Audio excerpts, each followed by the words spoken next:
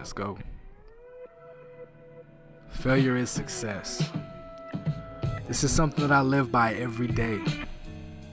A lot of you may wonder, Watts, the fuck are you talking about?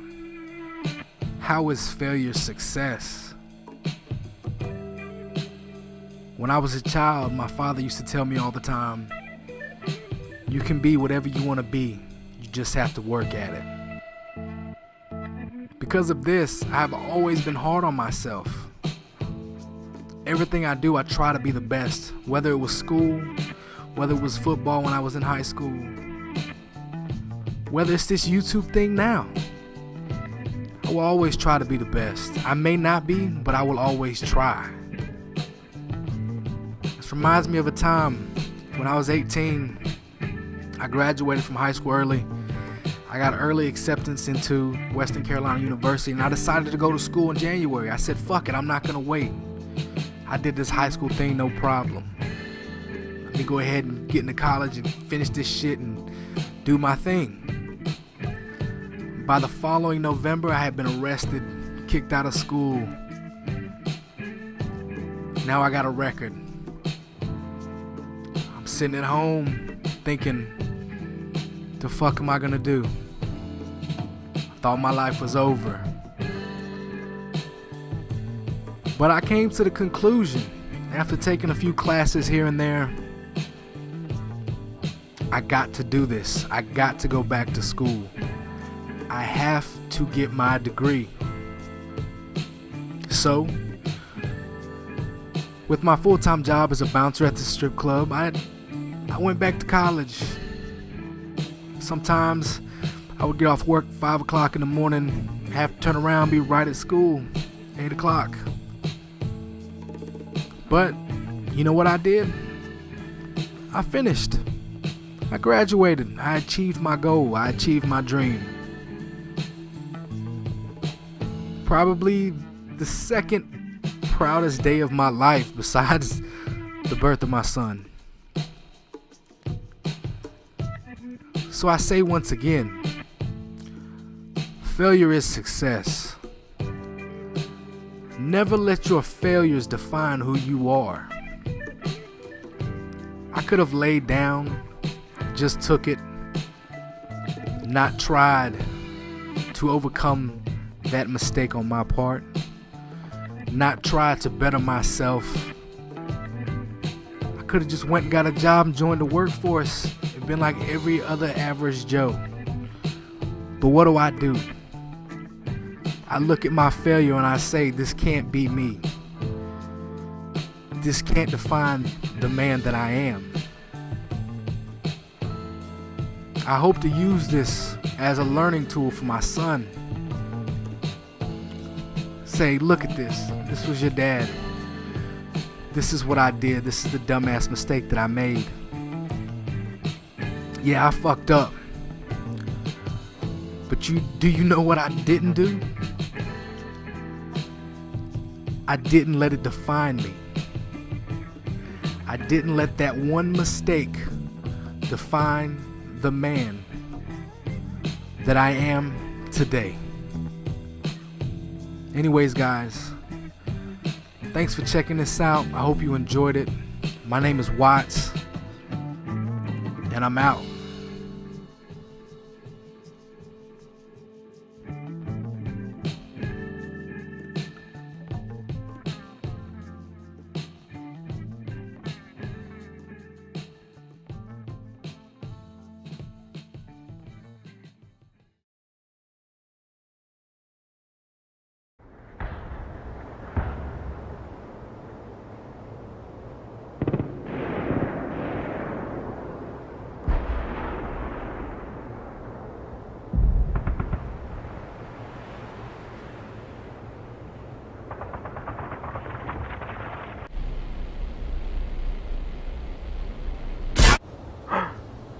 It was just a dream. What dream? Arnold, what are you doing here? I thought you were in your room. Actually, I came to your room because everybody's missing. What are you talking about? Yeah, like everybody's gone. I have no idea where they all went. I heard some strange noises, so I went looking if you were still around. Well, That's a little bit strange.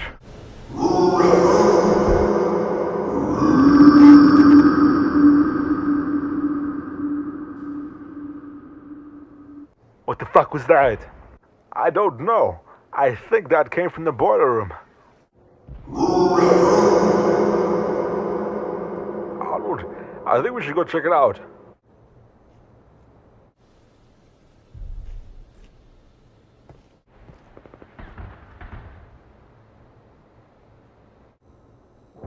Come on, let's go. You're falling behind.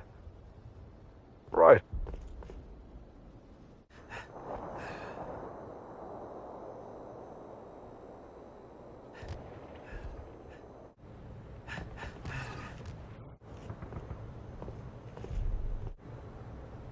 Okay, I'm going to head in first, and you're going to watch my back, okay?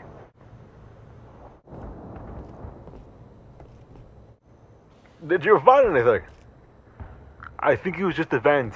It's busted again. Looks like Optimus is going down to fix it again. That reminds me, I couldn't find Optimus before I headed to your room. I wonder where everybody is. Maybe they all went to get lunch. I doubt it. They wouldn't have left us behind. I don't know about that. They were acting a little bit strange lately. Yeah, as a matter of fact, ever since we moved here, a lot of stuff has been happening. First, Announcer got sick and then Optimus became depressed. Bah! Optimus has always been depressed. Plus, Announcer is just sick because he drinks nothing with the pepper. Asshole thinks he gives him his deep voice. Did you check outside? No. For what? Oh, I don't know. Maybe see if they might be there. You know, maybe getting some fresh air. Oh, maybe I should have checked that, huh? Come on, let's go.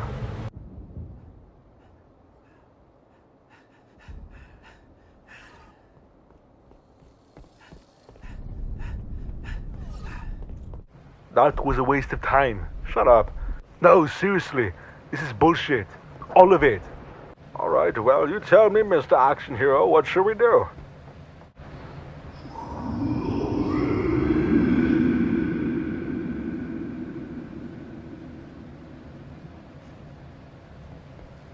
I see him. He's in my room. That's when there's a rotten egg. Who the hell says that anymore?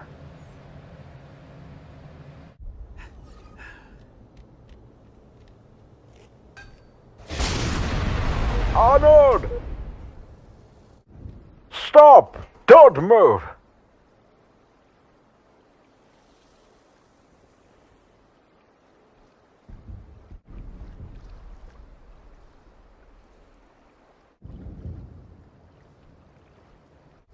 I mean it. I will shoot you.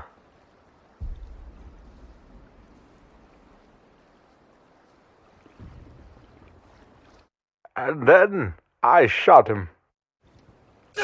You mean to tell me that this whole entire story was about you going crazy and that creature that you were chasing around was really me?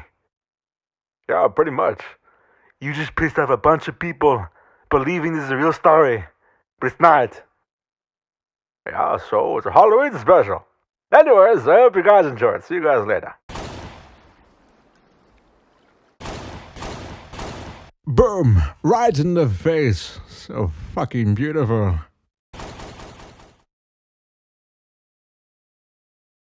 You're listening to Radio New Vegas, your little jukebox in the Mojave Wasteland. What the fuck are you looking at? So I had a buddy who worked security at the local casino. And man, he told me a lot of awkward shit. He told me at least once a day he had to kick an elderly person off of a slot machine and eject them out of the casino. Why? Because they shit and piss their pants while they're playing. Because they didn't want to get up, and because they were afraid someone else would play their machine and hit the jackpot. Gross. This is something I personally witnessed. About once a month, they found a dead body on the casino floor. Yeah, security would find somebody dead right on the casino floor. People were just playing games right around them, dealers and pit bosses walking by, and it just took until somebody bumped into them, and they kind of just fell out of their stool dead. Imagine the look I got from the other patrons of the casino when they saw me bump into this lady and she collapsed dead. Yeah, that really happened. A lot of crazy shit happens at the casinos, but that's my life. I love it. Imagine walking down the strip with some friends and you run into a hooker, and she openly tells you that she gives fat guys a discount because they, well, finish quicker. But being the polite gentleman I am, I tipped my hat to her and said, "I'm already done. Thanks," and kept walking. Have you ever seen another guy get a hand job? Have you ever seen another guy get a hand job at an Omaha 8s or better table? From a hooker? You want to hear something real awkward? The only reason he got in trouble is he paid her right out of his stack on the table, and the other gamblers complained. Talk about a full house. But at least that time it involved money. Another time I was at the casino, I was playing some blackjack. A guy pulled out loose wads of marijuana out of his pocket and started throwing them on the betting table. The pit boss came over, looked at him, looked at us, looked at the dealer, said, "Keep dealing, I'll call the cops." So we just played blackjack next to this guy, waiting to get arrested. And he just sat there until the cops came and they arrested him. He must have been high. Those must have been the leftovers. Now here's an awkward moment I make for myself all the time, and I really gotta stop doing it. I'm really nice, I'm a friendly guy, so when I sit down at the poker table with people, I tend to make friends. But after you clean somebody out, the small talk about your wife and kids seems to dry up. Well, gotta go. Have a good one, and hope to see you next time, and take care, and, well, bye-bye. This is about the time that I usually leave the dealer a huge tip and try to make my way out of the room without getting followed. You can usually hear the guy calling you a dirty motherfucker as you walk away, but not always. Just sometimes.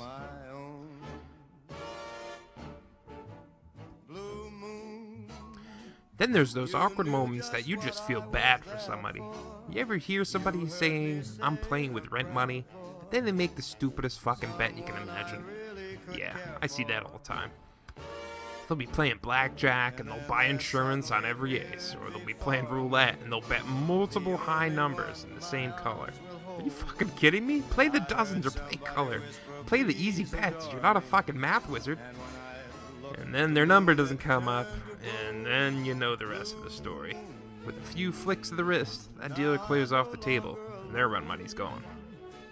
Now, it's that not uncommon to see people crying at the casino. You kind of expect it. But, it's real awkward to watch somebody cry, and then watch the dealer wait for him to either pull out more money or walk away from the table. Yeah, that's really fucking weird. Especially when you want to just play the next fucking hand. Somebody get this lady a Kleenex. Shuffle up a deal already, for God's sakes. Speaking of crying, have you ever seen a showgirl cry? Not just a few tears running down her face fucking up her mascara, but I mean huge snot bubbles. Gross. I once saw a girl do a whole set, dancing on stage at the back of the audience. It wasn't a bad show, but I mean, come on, a little professionalism. There's some things that even making it rain can't fix. That's the kind of awkward shit that makes you pray for daylight. And that itself is the last awkward moment you possibly have all night after being at the casino, is walking out those doors, that fresh oxygen stops hitting you, and then daylight hits you. You feel like a cockroach. But I wouldn't trade it for nothing. I love the life. Alright guys, this has been SlideWolf. I'll see you next time. Bye-bye.